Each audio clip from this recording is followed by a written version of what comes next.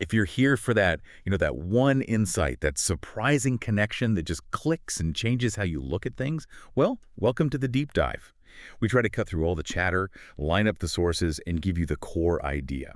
Today, we're stepping away from the usual data and diving into something, well, ancient, really mysterious. We're going to try and excavate the layers of meaning in this incredible Iranian folktale, the treasure beneath the empty grave. Oh, it's a fantastic story. It sounds like an adventure, promises riches, but delivers something quite different, doesn't it? A kind of spiritual wake-up call. Absolutely. And it's a really strong piece of cultural heritage. Our sources, they really emphasize its roots in central Iran, places like Isfahan, Kashan, Qom, these historical hubs. Okay. But you find versions elsewhere too, like Khorasan. It clearly traveled, and it blends all these elements. Mystery, definitely greed, but also this sense of maybe divine justice and ultimately spiritual discovery. Right. We're basically looking at it as a kind of cultural map for ethical change. Yeah, exactly. So this deep dive, it's really for anyone who loves those multi-layered stories.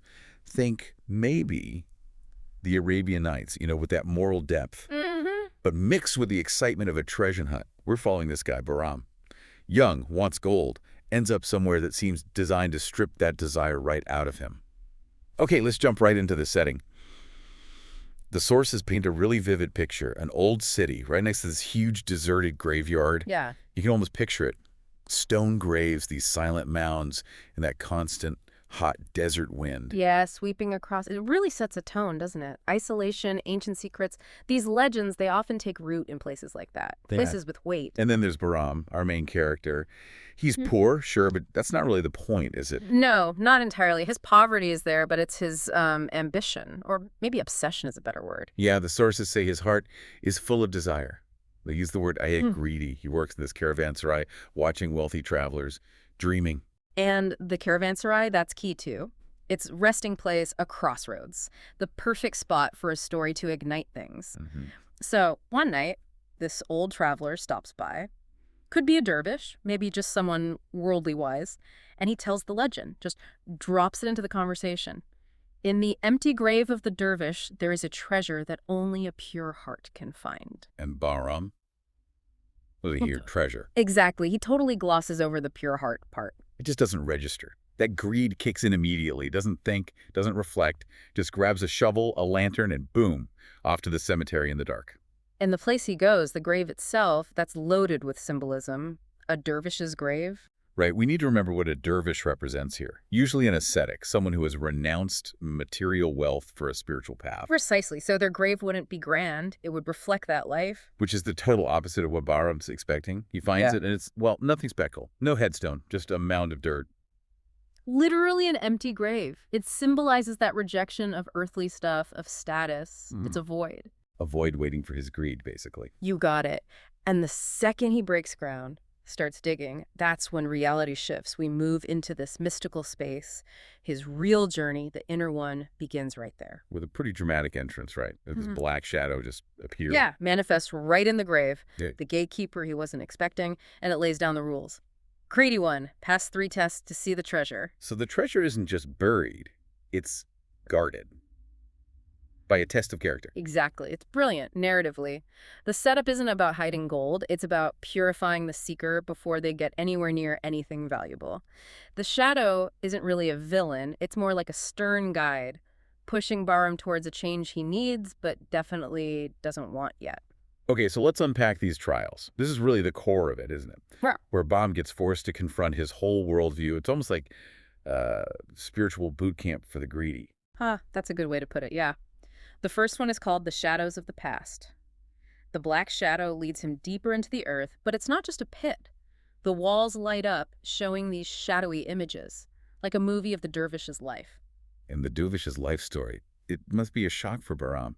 It's all about rejecting what he craves, helping the poor, turning down wealth. Finding contentment in simplicity, in spirituality. The sources are very clear. The dervish lived a life of selflessness. So the test isn't just watching. No, that's the key. He has to choose one of those memories and actually live it. Step into the dervish's shoes, so to speak. Experiential learning, forced empathy. Wow. Okay, so which one does Bahram choose? Still thinking about the treasure, I bet. You nailed it. He's calculating. He wants the gold, so he picks the path of least resistance, or so he thinks. He chooses the memory where the dervish is giving treasure away to the poor. Ah, interesting. So he experiences generosity firsthand. Exactly. And the feeling is powerful. The sources say he feels this lightness, this freedom, totally different from the heavy weight of his own constant wanting. A glimpse of another way to be. Joy through letting go, not getting. But it doesn't stick. Not yet. The feeling fades. Yeah, because that core greed, that drive for the material gold, it's still there under the surface. He passed the empathy test maybe, but his intention, still selfish. So he gets through it, but hasn't really changed deep down. Right. And the shadow sees it, gives him this warning, quite chilling actually. Now go to the treasure well, but be careful, the treasure might swallow you. Ominous. Setting up the next trial. Which brings us to trial 2, the treasure well and the white bird. He goes deeper still, and this time he finds what he thought he was looking for. A deep well, and the walls are literally shimmering. Jewels, gold, everything. The ultimate temptation, right there in front of him. Yep, all that static wealth. Value based purely on desire and rarity, but the guide changes here. No more black shadow. Who is it now? A white bird with striking blue eyes. A symbol of purity, maybe wisdom. Okay, and the test. The bird makes it simple but profound. Choose one jewel, but only one that shows your heart. Shows your heart. So it's asking him, what do you really value now after that first experience? Yeah.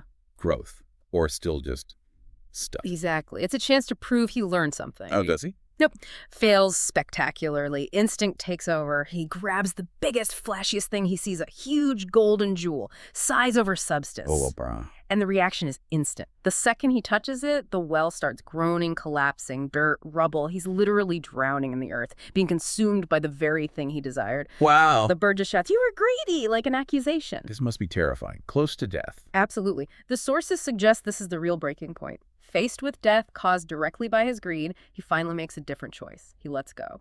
He drops the golden jewel. Finally. Okay, so what does he choose instead? Something completely different. He picks up a simple gray stone from the rubble around him. A gray stone. Why? Think about it. At that moment, the gold meant death, collapse. The stone, maybe it just represented survival, simplicity, something solid and real versus the fatal illusion of the gold. He chose humility, maybe, over desire. And the well stops collapsing. Instantly. The moment he chooses the simple stone, everything calms down. The immediate threat is gone. Fear has sort of shocked some of the greed out of him. Okay, so that leads to the final trial. Leads straight to trial 3, the revelation. He's holding this humble gray stone. The white bird gives the last instruction. Break the stone and see the real treasure. Okay, the suspense.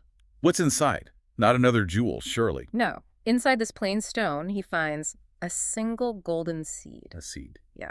Tiny, humble, but full of potential. The complete opposite of that huge, heavy, dead golden jewel that nearly killed him. Ah, I see. It's symbolic. Totally. The message hits him crystal clear. The treasure is knowledge, not gold. The seed is the real wealth. It's not cash, it's potential. Something you have to plant, nurture, share for it to grow, unlike the jewels which you just hoard. So the empty grave finally gave up its secret. And it wasn't gold bars. Not at all. It was understanding. And with that revelation, the trials are done. His transformation, at least this stage of it, is complete. He climbs out of the grave, back to the surface. And the shadow, the bird. Gone. Vanished. Their job was done. They were just mechanisms for his change. So he returns to the city, a changed man, presumably? Fundamentally changed. Right. And it's not just internal. His redemption is active. He has this golden seed, right? Which the story explicitly calls the symbol of the dervish's knowledge. Okay, so what does he do with it? Please don't say he plants it hoping for a money tree. Huh.